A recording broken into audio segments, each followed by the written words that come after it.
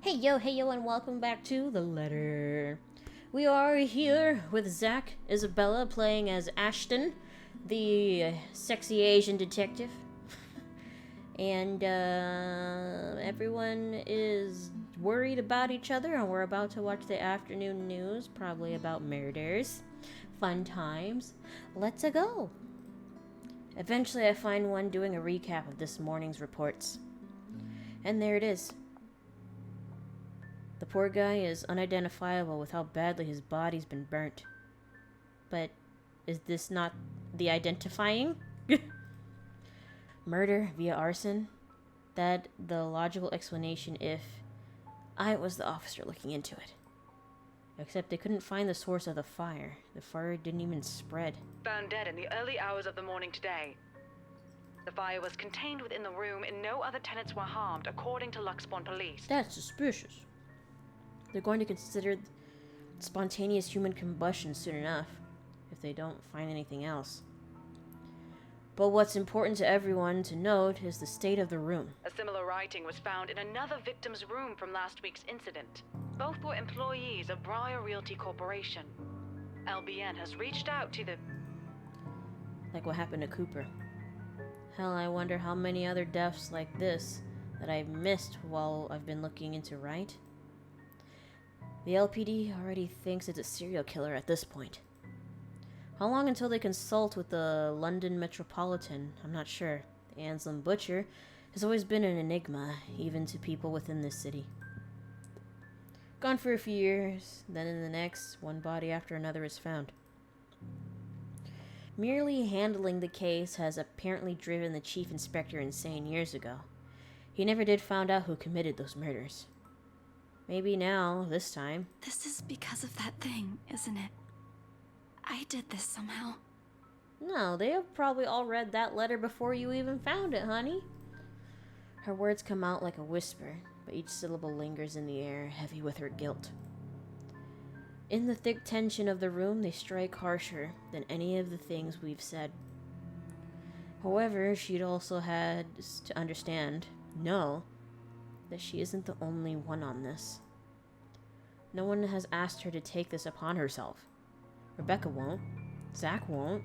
I sure as hell won't. It ain't too late. We could still fix this. There's You're three still of us blaming her. here. 4 if you count Rebecca. No, she's staying away from this. I don't want to involve her in this any more than I already have. I already said it. That's completely out of the question. Stop asking. We're all in this no matter what. We all read the letter. I said the title. Encouragements aside, this is still a whole fucking mess. And we're in it blind. The only way to make it worse is if we start running around like a bunch of headless chickens. But I have a concrete plan now, I think. Maybe Isabella's right. Maybe we should dig deeper into BRC itself. Maybe we are looking at it the wrong way. However, my suspicions are mine for the moment. The details are something Zach doesn't need to know until I have something to show. It's enough that he's aware that I have an idea in mind. If he's part of this, he needs to know. Everyone needs to know everything. This is how people get killed. For his part, Z-Man doesn't push it, and nothing but a heavy silence leads our departure hours later. Seriously, Zach would probably make a more responsible officer than me if he only had the heart to join the force. We could certainly use more kind people like him. But as good as that thought is, I push it all to the back of my mind as Isabella and I head for my car. Tonight I can't stay distracted. Except for a few half-hearted attempts to get some kind of reaction from Isabella. The drive to BRC is a quiet, awkward affair, more so the hour-long wait for nightfall.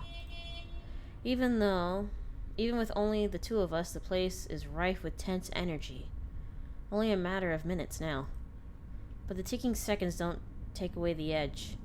And for the 5th time, I reach out and fiddle with the radio, adjusting and turning the knobs with no real purpose. It's a nervous quirk I've developed and never bothered to correct during stakeouts. Something to keep my mind occupied during long nights. What else is for me to do? The person I usually count on for a casual out-of-the-blue chat refuses my attempts at starting one. Ash, out with it! The way she quickly falters into silence after, in spite of the tone she takes, though, it makes me doubt if she really means everything she's telling me right now. She hasn't even glanced my way since we arrived. Having second thoughts? You can still back out if you want. We're just going to my office. Why should I? That was a weird sequence. Dunno? You can get in trouble, maybe. This isn't exactly legal. Scope BRC. See if the real estate company has any more information that may be of help. Find things about Cooper and the other agents assigned to their Mermagard mansion. According to Isabella, it's the last property the victims have worked on. Sure, I could also check the station for full reports. That's the easy semi-legal way. But I don't want to bump into Chief right now. The guys at the precinct will definitely throw me out on his orders as soon as they see me.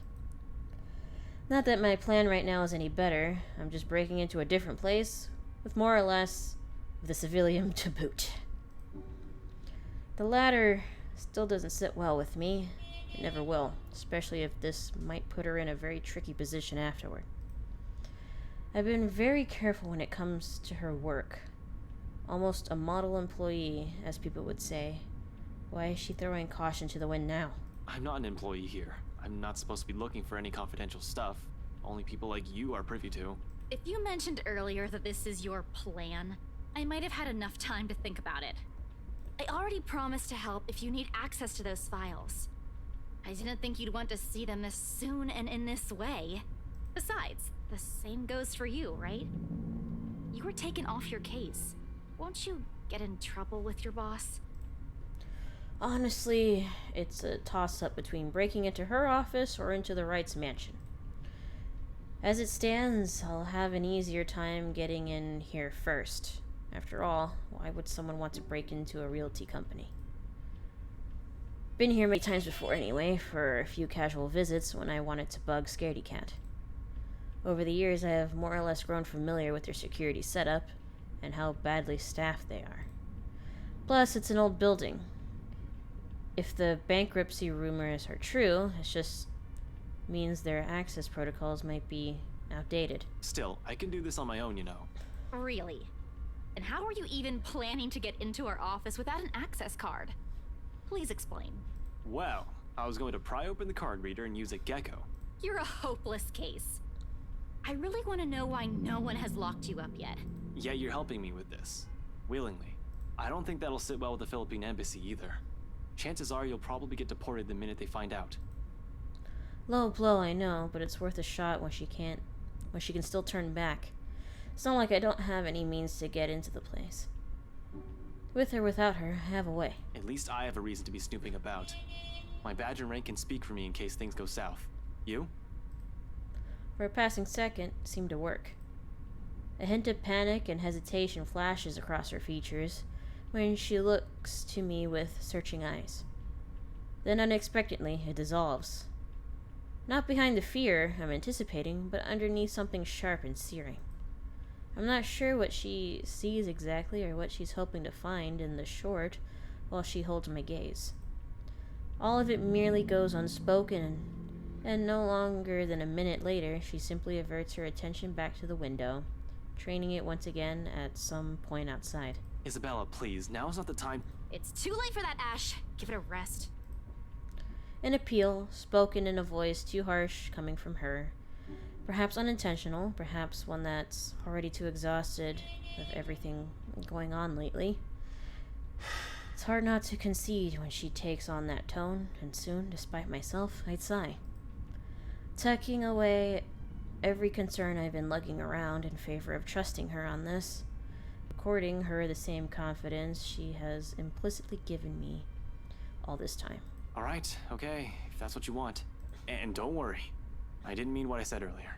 I won't let anything happen to you. Her lips briefly turn up in a smile, though none of the cheer reaches her eyes. Just get this over with, okay? Everyone should be out of the office by now. Somehow, the uncertainty in her posture makes me wonder if she intended it as some kind of a comfort gesture. Whether it's for me or for her, she doesn't let me find out. Without saying another word, she exits the car, while I'm left scrambling and chasing after her. She's already at the side entrance, a hand raised on the card reader beside it, and another poised to push the door open when I catch up to her. Whatever doubt she has been in her face a while ago, it's gone. Seeing her like this makes it easier to believe my worries are unfounded, that things might go smoothly this time. And where do you think you kids are going? It's late. Most offices in this building have already closed up shop for the weekend. The bloke seems friendly enough, though one can't really tell from his voice alone. He might be the wary sort for all I know. Keeping an unconcerned face and an aloof air won't hurt, until I figured out how to wiggle us out of the situation. Just come back on Monday if you have important business. But from the way Isabella's face brightens up, it looks as though getting through won't be too much of a problem. He's probably been working here for a few months already then, maybe around 4 to 6 months max. Otherwise, he would have recognized Isabella or me at first glance. I haven't shown my face here since. I've been assigned to the firm case a year ago. In the first place, none of their security offers ever lasted a year in service. The longest was around 7.5. I'll give this guy around that before he gets fired or finds a better paying job. For the moment, he's too friendly attitude. It's almost a gift. Hey, Seb! Oh, look who we have here. Been a few days since I last saw that ponytail in here, Santiago? Close enough! Wait, don't tell me yet. I'll get it right this time. Sanchez! You were closer the first time? Drat. I swear it is on the tip of my tongue. I just need a hint to remember. I take it back. The geezer's not going to last this month. He can't even remember a regular employee's name. Alrighty, I'm sure of it this time. Centillon? Still a few ways off, Seb. Isabella, we don't have all night. I know, just let me handle this. Sorry, Seb. Some other time. We're in a bit of a hurry. I just need to get a few things from my cubicle. Important work stuff, you know? Is it okay if we drop upstairs for a sec? Oh, absolutely. No, go right ahead. As long as you have your access card with you, we're good. Not sure if I'm allowed to let your boyfriend in, though. Who, me? My what? Your boyfriend. The guy with you, isn't he? It's a fair observation, if I do say so myself. Needless to say, the silence that descends is both uncomfortable and terribly awkward. Although the latter is probably coming mostly from me, because in the next second, Isabella laughs. Lighter than the ones I've heard from her lately, a comforting sound, really, after seeing her in such a dour mood since this morning. Even as all of it subsides into mere chuckles sooner than I'd like. It's comforting to see that I'm at least partially responsible for it, despite my poor heart being beaten into a sorry pulp. Oh. Oh, no! No. He's definitely not my boyfriend. She might as well have set it on fire and reduced it to dust. Well, she's at it. Frankly, the number of no's in that sentence alone is a bit too much. Christ, one would have been enough to set the message across. Did you really have to put it that way? That's impossible! Stop being funny, Seb. I'll go on ahead, okay? She quickly shuffles inside with nothing more than a small wave, leaving behind an even more awkward atmosphere for me to wade through. It would have been bearable if I didn't have to suffer through a stranger's amusement. Alas, woe is me. Not the boyfriend, but close to it, huh? Mind your own business. Kids these days. Good to see her up and about, though. Thought for sure she'd up and disappear like the others. Excuse me? You know, stuff in the news. You mean what happened with Rose Cooper? If I'm going to be stuck here for a while with him, I might as well try to gather as much intel as I can. He may be a guard, someone with no real authority, but most of the time people like him are the ones who know more than they let on. Yeah, but even before that, we've got a couple of good blokes we never saw again. Really? Those guys could have just resigned for all you know. Dunno, No, I only catch tidbits of stuff from over here. Though seriously, I heard the branch is getting flushed soon, but that's no excuse for anarchy. Figures why Boss Man's been in an awful temper these past months. They managed to strike a good deal with the mansion in Ansem, right? That didn't do the trick? Didn't seem like it. The bloke shouting like no tomorrow again. Wasn't very pleased when Gurley called and asked for another leave yesterday afternoon. Gurley? Isabella? It's not too surprising considering she already been gone for 3 days. Now she's asking for another. Not that it's a bad thing. It's within her rights as an employee, but Isabella rarely uses her work leaves. Yeah, poor Lassie if you ask me. She found him a buyer for that mansion after all. The least he could do is be considerate to her after a family member's passing. Wait, what? The rumors, BRC Rose Cooper missing in action employees, all of it, ceases to matter in that instant. Almost on instinct, my eyes zero in on the intercom speaker, as if staring daggers at it will show me the man behind the voice, so I can see the truth in his face myself. Oh, you don't know? No, what? Nothing. I shouldn't be the one you're asking, and, things might get a bit boring here. No one really wants to hear what a poor old guard wants to say. Why don't you just go after her? As long as you're not looking to create trouble for me, it won't be a problem. You aren't here for that, right? He's lucky I'm not here to hurt anyone. If I were someone with ill intentions, he might not be smiling at the end of the day. Well, no, but... I'll go and unlock that side entrance for you then. Just don't forget to turn off the lights before you both leave, okay? Hey, wait a second. What do you mean by... He cuts off the intercom before I can finish, and the rest of my questions die in my throat. Soon the latch clicks, and the side door swings open. Oh, I hope her dad didn't die. The stout man, wearing a uniform still loose for him, waves me over from the gap before he disappears behind his station again. Just my luck, here I thought I'm going to have to count on whatever Isabella brings with her. Although, no matter how much I want to feel happy, something else has already taken a firm seat in the forefront of my mind. Is that why she's been acting not like herself today? Since when? Of course, as I step into the building, I try to push all these questions as far down as I can. I need to focus. Work is work. But if what I've heard is exactly what I think it is, if it's a sign of things to come, honestly, I don't feel too good about that. Oh, something's gonna happen in this elevator. Hands on the keyboard. It's a quiet ride up to the 7th floor where BRC Luxembourg main office is. Seb has been kind enough to switch the guest elevator's power on just as I'm about to head for the fire exit stairs. Which is a welcome relief. I'm an active guy, but stairs, I don't want to tire out too quickly in case things get ugly. There probably won't be any trouble with a building this quiet, but you never know. I swear, the whole place definitely feels eerie at this time of night. I'm waiting for the ah.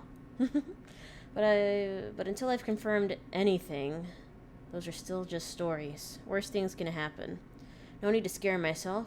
Staying calm means fewer mistakes. Though I sure am fucking gutsy, especially with what I'm doing. I'm breaking a lot of laws here. I'm also putting Isabella in a lot of risks. He let you in. Best thing that can come out of this is that Isabella's right all along. Worst case scenario, Isabella's right all along. 1, someone finds out about Isabella's involvement in this and her boss fires her. 2, I find evidence that would implicate BRC or Luke Wright in a crime, and my meddling, if I'm not careful enough, makes it admissible in court. Though, I'll be honest, I strongly prefer losing my job or facing Wright over some spirit or ghost or whatever it is.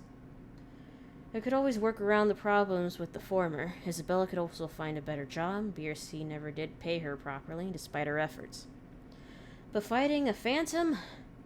How does one even do that? Do guns even work with them? Yeah, not going to happen. But tonight I'm here to fix things. If I do it without leaving a trail, all the better. Good thing. That's what I'm good at. Ghost. Ready for it. Oh. Achievement easy way in. Okay. What I'll probably never be good at is finding the proper words when Stitch calls for it. When a sitch calls for it, a situation is what they mean. But seeing Isabella's small form beyond those doors, how she pushes through despite carrying an entirely different burden this time, how she's pretending as if everything's normal, it's difficult not to try. People who have never looked beyond her smiles will never know, will never understand hell. Even Rebecca's probably not yet aware of this. I get it. We have other problems at hand. I've done the same thing plenty of times to protect myself, after all. But it's all in her eyes when she glances up at a few light raps I give the door. She wastes no time in leaving a mess of papers on the table and opening it for me. Though even her confusion as she takes in my presence barely hides it. Seb, let you in? The rough edge in her voice rings a whole different tune now that I'm aware why.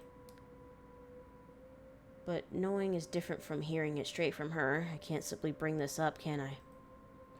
It's not a topic suited for casual conversation, and I doubt she wants to talk to me about it.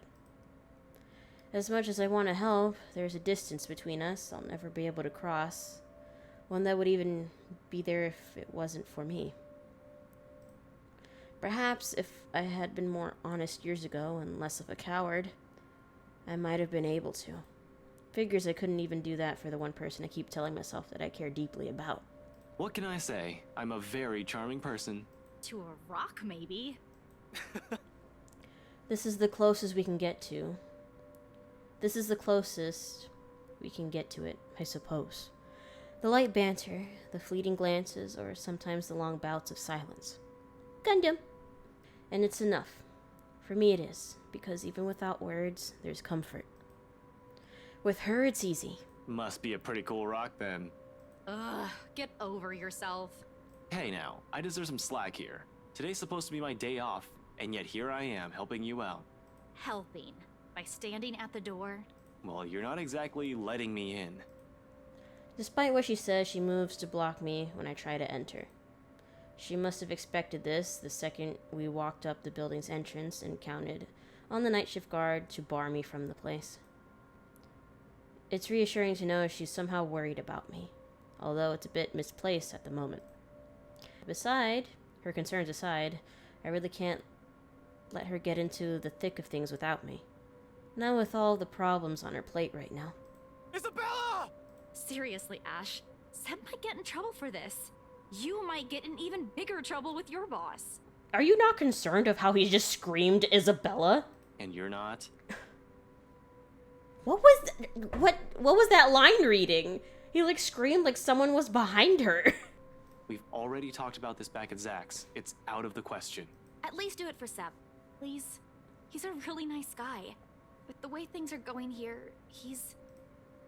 On that, I agree with her. Seb's not much of a bad fellow, might be a little careless with his job and talks too much, but he means well.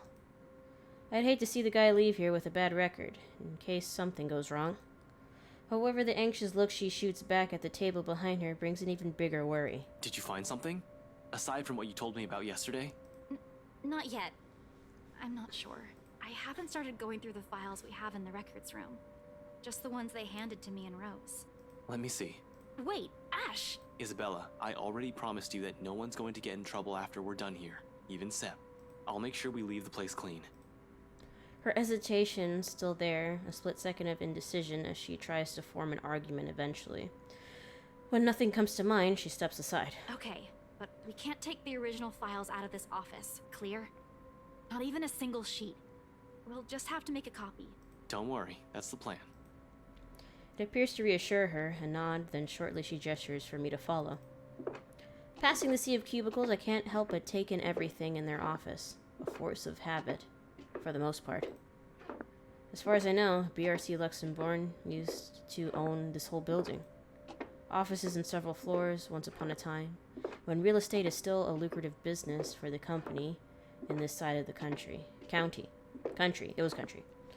Then competition showed up and suddenly everything's not so good anymore.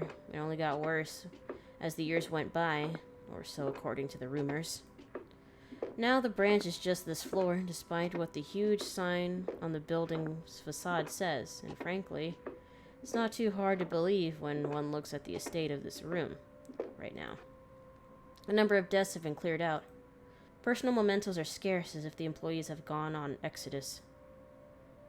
That'll be the downsizing, probably. Still worrisome, though. Of course, I shake away all this when Isabella starts handing me the papers she's been looking through. Focus, Frey. There's no point in whining or dwelling on it any longer. That's why we're here in the first place. To find out the real deal is the old-fashioned way. Isabella's presence is a whole other blessing, too. I couldn't imagine how long this would take if I pushed going on here alone. Is this everything? Where are the documents you mentioned? Still locked up in the records room. Do you need them now? Bring them here. Everything that has to do with the mansion's sale. Even those who worked on it during the renovations. The cleanup. Everything. Including your mandatory sign-in sheets. It's an odd thing to bring up, but at least it elicits a laugh from her before she heads for the records room. She remembers. And no matter how weak the sound of it is from her usual tone, it's a welcome thing to hear. It reminds me that the Isabella I know is still in there. She returns minutes later with a thick stack of folders and binders. For the next half hour, we work in complete silence while we dig into everything compiled in the folders. Not an easy task consider how thick the whole thing is, but there's two of us. In fact, Isabella does most of the work, sorting the contracts, the employee lists, and stuff we won't need into a neat pile. Just the files for restoration alone make up a stack of papers that's an inch thick. Third-party service providers hired for the masonry, radiators, woodworking, plasterwork, slate roofing, and a whole bunch of other things are well documented. Hell, every single contractor who worked on the project were listed individually, even if they were just there to do the plumbing. It's a high-profile, high-cost estate, all right. But with the scope comes the loopholes. Means plenty of room to hide something in. If there's something fishy going on, all I have to do is find the pattern. And it doesn't take long. Upon closer glance, despite the original owners shouldering the renovation costs, it'll be surprising if they manage to break even on the Ermengarde mansion.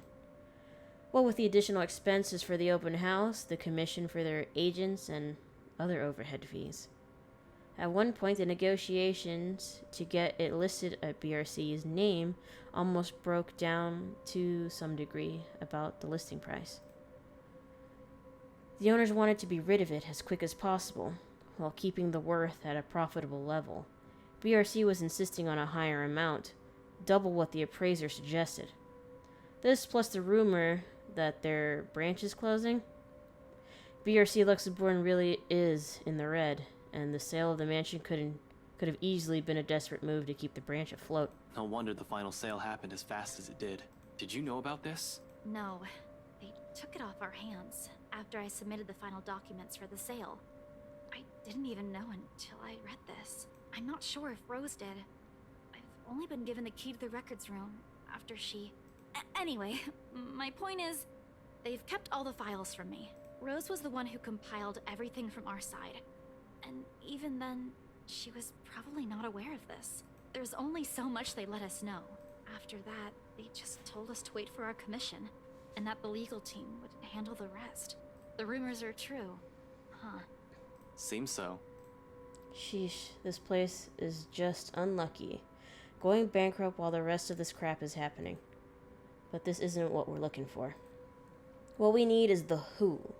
The people aside from Isabella and Cooper involved in this business with the mansion, and how they are involved now. We can't do much with the outside contractors. They won't be on file. The employees list, on the other hand. Even with 2 people working through the pile, the whole list still takes quite a while. It's a quarter of an hour later when we put down the paper with a sigh and move on to the clients upon Isabella's insistence. For that, the sign-in form from the open house comes in handy. Something that gives me a laugh when I spy a fake name I wrote on the sheets. Hannah Wright, Luke Wright, Richard Frank, Osiah Ventug, Ash Lee, Charles Zacchenius.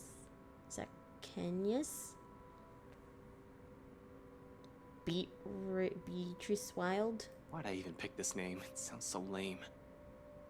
What name? Nothing important. Which Just name? focus on those papers you have. Is it Ashley? We need to finish this soon, before Seb suspects anything.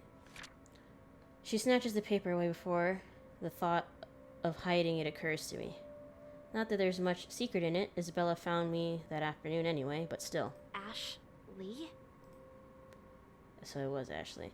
I've been careless that day, tailing Luke Wright without confirming where they were headed off to. While the butler is terribly efficient in keeping the Wrights' engagement from the public, there are other ways, if only I've given it the time of my day. In retrospect, I've been too eager to impatient to find something that'll crack the case and be done with it. Maybe my failure goes as far back as the day of the open house, not during the party last night. Yeah, well, I was pressed for time. Seriously? Ash Lee? Were you even trying? Oh, come on. You didn't even notice I was the one who wrote it down. Of course I wouldn't. Only an idiot would use his real name. It worked, though. Admit it. It's genius. Who would have thought, huh? She responds with a roll of her eyes, then drops the matter entirely by showing the paper back to my hands, by shoving. We lapse back to our respective tasks afterward, wordlessly skimming through everything. Read, set aside, get another one. Looking back at the sign-in sheet, I spot Luke Wright and Hannah Wright listed up top. Not that I don't know about them already, of course, but scanning through the list, a name immediately comes to my attention. Madeline Williams. Something wrong? Huh? No, just that I remember this girl listed here. She frowns, moves her seat closer, and takes a careful read at the sheet. There's a long moment before she speaks up again, but from what she tenses, she appears to be expecting the worst already. What about her? She was with me, in the group following Cooper, when we toured the upstairs part of the mansion, I mean. Rather loud one, especially when we took a peek into the attic. Kept talking about the ghost stories the whole tour. Then, do you? Do you think she's... She was reported missing 3 days after. There was a ruckus at the precinct the day her family filed it. Threats were naturally given at the lack of progress days later, desperate ones. Her family's willing to shell out all the cash they had just to find her, to no avail, unfortunately. Officer Benjamin has been in a bad mood ever since he spoke with them, but what can he do? What can we do? He's tried it all. There's only so much we're able to do with everything that has been shoved into our hands recently. She still hasn't been found. It's already been a week. Isabella makes no further comment aside from a nod. Instead, she sits back in her chair with a distant look in her eyes, her hands balling into fists as she struggles with her frustration? Or maybe it's anger. But the moment doesn't last too long. Soon her grips loosen and she folds her hands back into her lap. Her expression, however, it's one I've only seen too many times in a mirror. What does one say to a person burdened not by one loss but many, who carries it in her shoulders like a badge of shame? Yet to find the answer, I've yet to find the answer to that myself. Until then, the only way is forward, press on to see where our attempts at fixing our mistakes might lead us. And despite my own doubts, a glimpse of that look on her face is enough to reassure me. I can't just give up. There's too much at stake, too much to lose. With a renewed focus, I continue. On the third and last sheet, I spot another one. Beatrice Wilde, one I recall from the newspaper obituaries. Died of a heart attack. A letter of correspondence expressing condolences to her family confirms as much in her files. Passed away at age 74 in her sleep. She's at that age. It certainly could have been a natural death. Right? I like to believe so. But 3 more letters turn up where I rummage through the stack, and it leaves nothing more than a foreboding feeling in me. They're all addressed to families of clients who have passed away in the past week. Regardless, these go into a pile of things worth looking into after our visit here, along with William's info sheet. There's just too many names, too many faces, each one I've seen that day, and here I am wondering if they're all alright. It isn't a selfish thought that brings the question to mind. Rather, is it logic that if more of them are still alive, the more people I can choose to question? Nothing concrete yet, of course. These are just speculations, we're making progress. Once done with the sign-in sheet, I stash it along with the growing pile to my left and pull out as many of the other documents Isabella has already prepared for me. We're working through the employees list now, those who have been assigned to the mansion. Because if Isabella was to be believed, if what she's seen and what happened to Rose Cooper is because of that letter, I need to know everyone who's possibly read it aside from the three of us. If they've been noticing strange things too, for all I know, these may have just been a terrible coincidence. Although, the thought of that starts to diminish as we dig into BRC's company files. 15 minutes later, the stack close to my elbow has written from 5 to 21 different dossiers. Client and employee documentation, people who have either visited the open house, worked on the property in some capacity since their letter's discovery. Turns out there were 2 more employees who handled the mansion directly, aside from Cooper and Isabella. Christian Sai, the realty specialist, and Mark Julius Jean-Marie, the estate appraiser. This C guy, he was in custody just the other day. Really? Sir John has been looking for him. He stopped reporting to work a few weeks ago. Are you sure it's the same person? Yep, this is him. Folks at the precinct said they went to his house after a noise complaint. They found him just acting all crazy. Had to take him in when he started getting violent. He kept screaming about a woman. Immediately, she stiffens. I don't want to bring it up or imply a connection to Isabella's story, but that is exactly what happened. It was driving the guards mad, but he didn't last too long in there. A few hours in, and he just started bashing his own head against the wall, and, well, it was messy, to say the least. Oh no, we had no idea. Is he okay? HR just marked him as AWOL because none of their calls would get through. He's in the hospital right now. I heard they're putting him into a psychiatric ward as soon as he recovers. He's still a bit unstable. Jean-Marie, on the other hand, his employee file notes his date of leaving and even when his final payment had been given. Along with it, there's a letter to his family about the appraiser being found dead in the office. Communication is hush-hush, and their mention of compensation if they don't talk about it in the media. Inspector Abigail has often scolded me for not reading the reports on a regular basis, but I try to keep up to date as much as I can. When I do, I make sure I am aware of the gist of what's going on in my city. This never reached the police's ears, or the health safety executive. Do you know about this guy?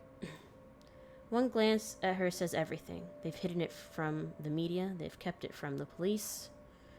It's not surprising this will also be a secret from someone of Isabella's position in the company. Fuck. Rose was looking for him last week. We haven't heard anything from him either. Until now. They never mentioned this to us. Business going under and someone dies while working here? Of course they want to keep that quiet. It's bad publicity. The whole thing is just getting freakier by the minute.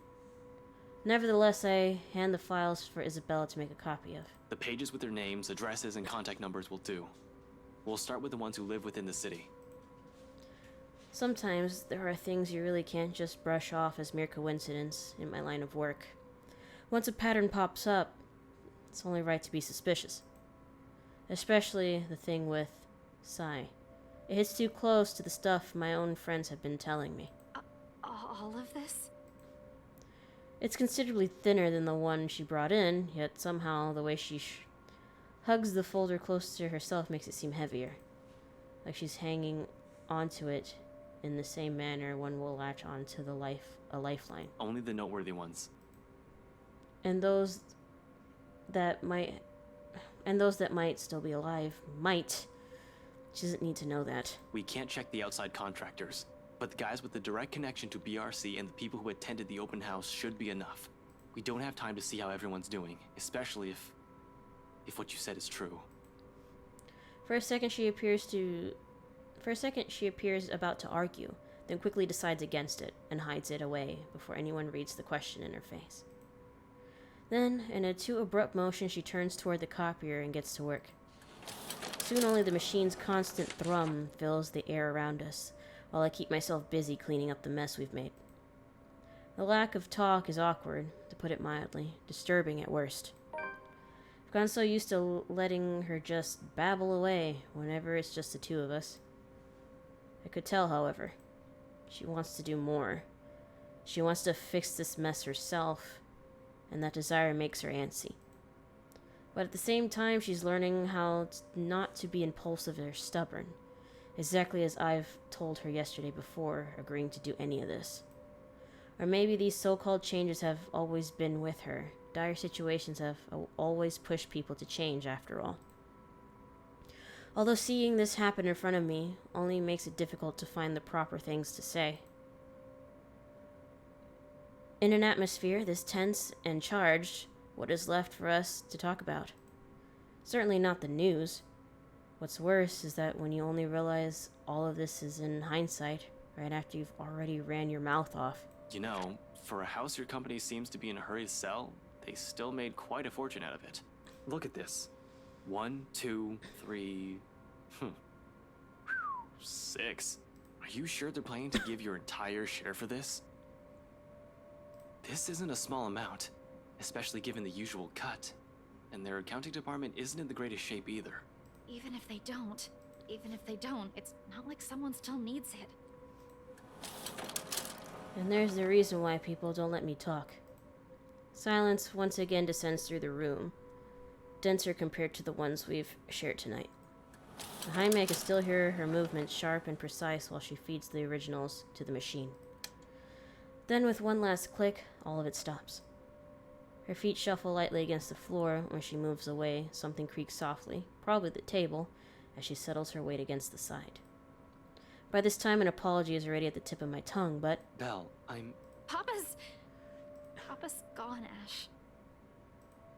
Within those scant few seconds, everything between us shifts as the gravity of her words sinks. Oh, I was hoping Papa wasn't dead. Right then and there, something harsh and immovable rises between us. Death is something I'm familiar with. Almost 10 years in the police force, and it's impossible not to be acquainted with it. But this is different from those dead bodies we've examined in forensics. A far cry from the victims we found in a bad investigation. Those I could easily distract myself from. No emotional attachments, no need for pretenses. Yet somehow I still find myself grasping for the things to tell her, any words of comfort that dull the pain. Because even without looking at her, her grief feels palpable enough, her pain an immutable weight hanging over us. So gently I offer. Oh, no. That would be cold. Tell me about him? when? Huh? When what? Your dad. I mean, when did you find out? She doesn't answer. Not immediately, anyway. For a long moment, the hush simply stretches out before us, spanning across the seconds we let pass while we both simply stand there waiting. Eventually, she exhales, lightly muted enough that I might have missed it, had I not been paying attention to her every movement. Yesterday, around 3 in the afternoon there, Mama called. She told me he passed away in his sleep, and I guess I can take comfort in that, huh? That Papa wasn't in any pain when... She trails off, releases another ragged breath hidden underneath her chuckles. Each one's mirthless, heavy with nothing but sorrow. Then she falters into silence, and for all my attempts at lightening her burden, I'm suddenly at a loss. Reassurance could only do so much, when her only reason for staying here has suddenly been taken away from her. A hope yanked from under her feet right after it was generously given. And without that, without the one person who pushes her to endure all of the shit we're going through, she's going through, I mean, nothing but a struggle. What does one say to a person fraying at the edges, slowly wearing thin and breaking?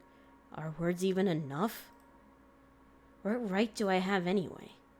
I cannot give her anything apart from lies that change me as a person, and affections she may or may not even want for herself. Because no matter how easy she has warmed herself into our lives, how immutable her presence has become, her own heart will always yearn for something else. For home. Tell me about him. Huh? About what? Your dad. Tell me about him. Anything. Just talk. Say anything you want. Doesn't matter what it is. I'll listen. Silence again, as if it's testing the weight of my question. For what purpose it is, for the reason even I can't say right now. After a while, though, she starts, reluctantly, her voice hitching, faltering, and stumbling on each syllable as she chooses her words. A rough start, but soon it steadies. Along with it, to keep company the stories from childhood and memories she's fond of, are the tears. I don't know if this is a good. Is this a good? I got achievement or shoulder to cry on. Despite this, in spite of the grief choking her words off, the hurt closing her throat, and the sobs racking her lithe form, she continues, like the mere act of speaking is a relief in itself. I guess maybe it was good? A release. She tells me of her father, the very person who named her, how she looked up to him, how she was a bit of a tomboy growing up, and her attempts to imitate him, and how the man encouraged her to pursue what she really wanted. Perhaps even the only thing she ever did for herself, having grown up not wanting anything more than food put on their table. He told me I don't have to listen to them, that I can do what I want. Every day, he'd wake up at 4, Ash, because he'd earn more that way. And every single time, he'd give them to me. Whatever extra he earned, he'd hand them all, so I'd have something to use for my paintings. And you know what? Back home, just a good tube of paint costs almost as much as what we spend for food the whole day. But he'd always set something aside. Told me he wanted to see my paintings in a museum one day. She pours all of it out, every little thing she loved and admired about him. Like this, it's easy to see why she has gone to such great lengths for him. Why she abandoned her dreams. Why she went against his wishes just to grant him another chance at life. Others will say it's her warmth that draws people to her, or her cheer.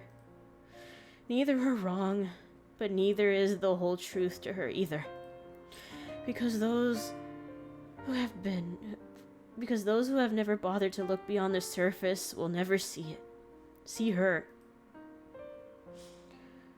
See someone earnest. Someone who has always meant well despite her underlying stubbornness. This is how she loves. Warm. Steadfast. Unflinching. You never meet many people like her. Not in my line of work. Not with the kind of people I've had to deal with. Always with something to hide. Always with something to lie about. Eventually, when you run across too many of them, you change. You become like them. In many ways. For a lot of reasons. She's the kind of person I want to be and be around with. Who made me feel I'm still worth something. He didn't want me to leave. Begged that I should finish my studies first. In the end, I couldn't even grant him that one request. I'm a terrible daughter, aren't I? You're not. Huh? Oh. Oh. You're not. I can't speak for your dad. I haven't even met the man. But I know you're not. I'm not entirely sure where I'm going with this. The remark just came out. Now I'm stringing all these thoughts together as I go. But one thing is certain. None of what I'm about to say is a lie. The Isabella I know is a total klutz, but I've never seen anyone work as hard as she does. She's the type who wears her heart on her sleeve, though it's not necessarily a bad thing. It's always in the right place. She's intimidated by a lot of stuff, but she knows how to appreciate the smallest things in life. Frankly, you've caused us no small amount of trouble since you barged into our lives. But when I'm with you, all of my worries seem trivial. Heat has already crept up my face when the turn this whole thing is about to take registers. Before I blurt the rest of it out, declare feelings I'm not even ready to reveal to anyone, much less to her, a hand comes up to smother the rest of it. Though embarrassment quickly takes the reins, before I can completely keep my mouth shut. And I'm pretty sure Zach and Becca think the same way. You have a nasty way of growing on people like that, and you know what? We got everything we needed in here. I'll just wipe the security recordings and we're good to go. While I'm at it, you better wipe the snot off your face. And you don't look very nice when you're balding like that. Smooth. That made me cry. That honestly made me cry. I know my voice acting sounded so great, but I was like honestly crying. Cause like I am very close to my dad. And like if I were in her shoes, I'd probably do the same exact thing. And do anything. I mean, for my mom too, obviously, but like I do anything to help if my dad were like sick or something like that. And if like he had passed away and I had been gone for so many years, just like how it was with my grandmother. I hadn't seen her in years and then she suddenly died. It was really hard. I'm sorry. It's supposed to be like, you know, fun for you guys. Oh my god.